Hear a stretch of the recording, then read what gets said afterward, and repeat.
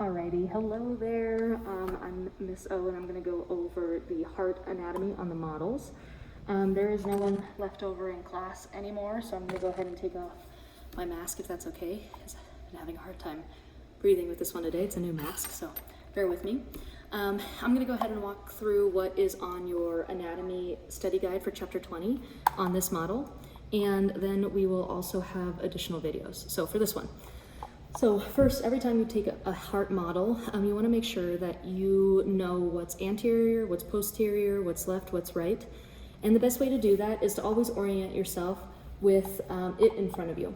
So this is how I would be looking at it if I were you. So I'd be turning it around like this and looking at it like this.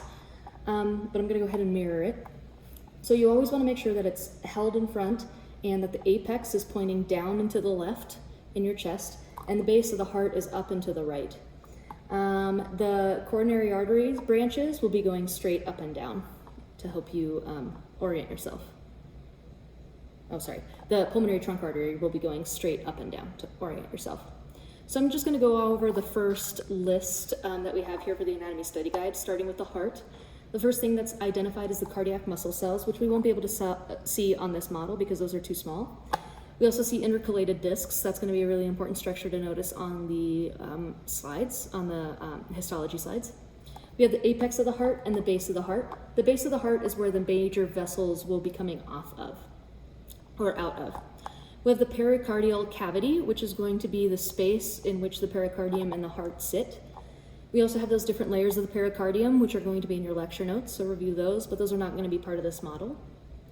We also have myocardium and endocardium. Again, not really good to test on this model because you really only see the myocardium in the muscle bands here, but you can't really identify the difference in thickness of which one's which here. So again, look at your notes for that. And then first, we have the coronary sulcus. So if you remember from 201, a sulcus is a space or like a valley, and we're saying coronary, so that means it probably has something to do with the coronary arteries, and it does. So the coronary arteries, remember, come off of the aorta. You can only see here the right coronary artery coming off of the aorta, and the right coronary artery comes off here, and the left coronary artery actually comes off a little bit behind the pulmonary trunk artery, but you can't see that in this model, so it starts branching off down here. And if we follow the arteries around the transverse plane of the heart towards the back side of the heart, that whole space is going to be the coronary sulcus. So the coronary sulcus divides the atria from the ventricles, and it's where the left and right coronary arteries, the main parts of those branches, are going to be wrapping around. It's a sulcus, so it's a space. So this question would be asked, what is the space? Not what is the artery or what is the structure or what is the vein. It would ask, what is the space? The arteries that sit within that space are also structures that you'll need to know. So let's continue with additional sulci that we need to know. So we have the anterior and posterior interventricular sulcus. So here, anterior aspect, interventricular, so between the ventricles, sulcus. So we're looking for a space where we have major vessels sitting within, and so this space would be called the interventricular sulcus, the anterior interventricular sulcus. On the posterior aspect, in the exact same way, we'll also have the posterior interventricular sulcus. And we can tell that these are the posterior and anterior interventricular sulci because they have the posterior and anterior interventricular branches sitting within those sulci. Next, we have the interventricular septum. So again, we're sitting in between the ventricles. We can open up the ventricles, and the septum is going to be that muscular band of tissue that's separating the two ventricles. Next is the superior vena cava and the inferior vena cava. So we know that these vessels are dumping blood into the right atrium, so I can open up the right atrium here, and I can see that there's a vessel dumping in blood here, and that's going to be part of our superior vena cava. Our superior vena cava has two branches, superiorly, the right and the left brachiocephalic veins. The superior vena cava is going to receive blood from the head, neck, and arms, while the inferior vena cava, which we can see on the posterior aspect, so you can see superior vena cava and inferior vena cava also dumping into the right atrium here. And the inferior vena cava is going to receive blood from the entire lower half of the body, everything inferior from the heart down. Then we also have the coronary sinus vein. And the coronary sinus vein is going to be the third portion that is also dumping into the right atrium, and it dumps into the right atrium about here, which we can see from this angle, which is going to be item number 28. Oh, excuse me, 58. That's a 5, 58. So the coronary sinus vein, that's one of the easy ones to identify on both the pig heart and on the model heart. Right here, it's big, it's on the posterior aspect. You have one big vein dumping into it, another small vein dumping into it, and another not as small or big vein dumping into it. So that's how we can identify the coronary sinus vein. Next, we have the fossa ovalis. The fossa ovalis is the adult remnant of the fetal structure foramen ovale. And the foramen ovale was used in the fetus to separate the blood from the anterior and, the left and right atria. And the reason why we have this is because we, as a fetus, don't have lungs, and those, so we don't have lungs to get us oxygen, so instead we rely on mom's blood to carry oxygen to us.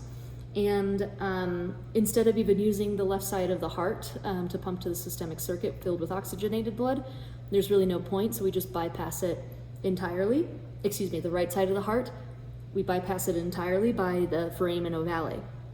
And so in this model here, I would be between like 55 and 56, which is in here, so this white spot or this space right here, because that's relatively where this fossa ovalis in the adult would be, or the foramen ovale in the fetus. And so this is going to be a hole that would be that would be connecting the two atria. Similarly, in the adult, we have another adult remnant structure called ligamentum arteriosum. And ligamentum arteriosum used to be ductus arteriosus, and this again was meant to bypass the pulmonary circuit to allow blood that needs to go back through to the entire systemic circuit for the fetus to just entirely bypass the pulmonary trunk artery, because there's no point. There's no lungs for this artery to send blood to, for it to get oxygenated, because the lungs are developing and they can't even receive oxygen yet. So we bypass it entirely and shoot it down to the rest of the body to be oxygenated. The next thing on the list is pectinate muscles. Pectinate muscles are going to be on the on the atria, and the pectinate muscles tend to be pretty organized in fashion, straight, not a lot of craziness happening. And the way I remember pectinate muscles from the rest of them is that these are superior, and they sound like pectoralis major and minor, and that's because of the shape of the bands of the fibers. And so pectoralis major and minor, right, are right here, which you learned from 201. And so that's going to be the most superior part of the heart, and so that's how I remember those are in the atria, those pectinate muscles. In contrast, you have the trabeculae carnae muscles. Those are going to be on the ventricles. And you can tell that the shape of these muscles are going to be a lot different than the pectinate muscles up here. So trabeculae carnae muscles, pectinate muscles. Trabeculae carnae muscles, trabeculae carnae muscles, pectinate muscles. The way I remember trabeculae carnae, carne asada, meat, cluster mess of meat, right? So it kind of looks like a cluster mess of meat. Next we have the tricuspid valve. And the tricuspid valve is also known as the right atrioventricular valve. And the right atrioventricular valve, atrioventricular meaning that it's separating the atria from the ventricles. So where my finger is passing through is going to be that right atrioventricular valve, or the tricuspid valve. It's named the tricuspid valve because it has 3 cusps coming together to make one valve. And in contrast, on the left side, we have what's called the bicuspid valve, and so that's what my finger is sitting within here. So bicuspid because it has 2 cusps, tricuspid because it has 3 cusps. And so these valves are really special because as they open and close, they need specialized structures to help hold them in place, because there's a lot of pressure in this area. So we have these chordae tendineae, which are these white bands of tendons that extend down, and they will actually attach onto what we call papillary muscles, which are labeled here and here. Here you can also see a papillary muscle right here. So those trabeculae carnae, the chordae tendineae are going to be extending down and attaching directly to those papillary muscles. The papillary muscles will contract and help open and close those valves. Next is the pulmonary semilunar valve. The pulmonary semilunar valve is going to be part of the pulmonary trunk artery. And the pulmonary trunk artery is going to have a pressure-dependent semilunar valve that will allow blood to push past it and out into the lungs, and so that's what's labeled here in white. We also have an equivalent one in the aorta, which we call the aortic semilunar valve, which is also white and just underneath this bicuspid valve over here. So that's going to go up and into the aorta. We already talked about the pulmonary trunk artery. That's going to branch into the left and right pulmonary arteries, respectively, going out to the lungs.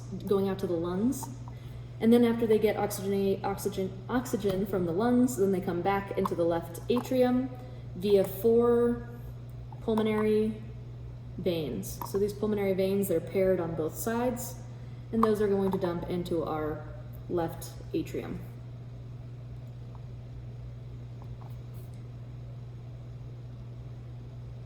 Just want to make sure we go through all of these. Okay, the aorta also has some specialized names to it too.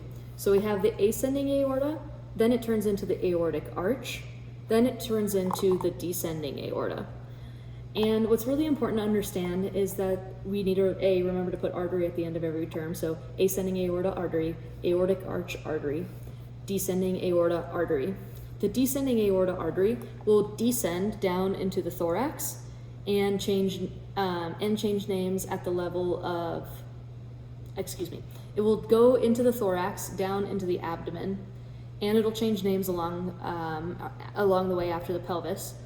But we can call that whole thing the descending aorta. Once it finally passes the respiratory diaphragm, we can even subspecialize the names into the thoracic aorta, which is going to be in the thorax, and then we can change its names again into the abdominal aorta in the abdomen. So if the question were, what is the structure, then you would say descending aorta artery. But if it said be specific, then we would have to be pointing to the thoracic region, which would be here. That would be the thoracic descending aorta artery, or just the thoracic aorta artery. Or if we were pointing into the abdomen and we said be specific, then the abdominal aorta artery. Okay, now let's talk about the coronary arteries of the heart. So just immediately off of the ascending aorta, we have 2 big branches. One called the right coronary artery, and the left called the left coronary artery, which again, here, you can't really tell where it's coming from, but it's coming just posterior to the pulmonary trunk artery, somewhere off of the side here of the ascending aorta. And these are arteries that are supplying blood to the heart tissue itself. So the right coronary artery is going to span across the right side of the heart, and it will provide a branch to the marginal aspect of the heart, and that's going to be called the marginal branch of the right coronary artery. The right coronary artery then continues to the posterior aspect towards the posterior interventricular sulcus, where we have another artery called the posterior interventricular branch artery. This posterior interventricular branch artery, if you're in my class, will determine dominance. So if this is coming off of the right coronary artery, then you know it's a right dominant heart. But instead, if it's coming off the left coronary artery, then it's a left dominant heart. Let's go ahead and take the branches of the left coronary artery next. So left coronary artery splits somewhere near here. And we, too, also have an anterior interventricular branch artery going into the anterior interventricular sulcus. And then the right coronary artery splits into both that and the circumflex branch of the coronary artery. Circumflex because it circumvents around the side of the heart. And then it changes names when it descends into the posterior interventricular sulcus. This is a marginal branch of the left coronary artery. So this is a marginal branch of the left coronary artery. Versus if we keep going this way, then we can see the posterior interventricular branch here. Okay.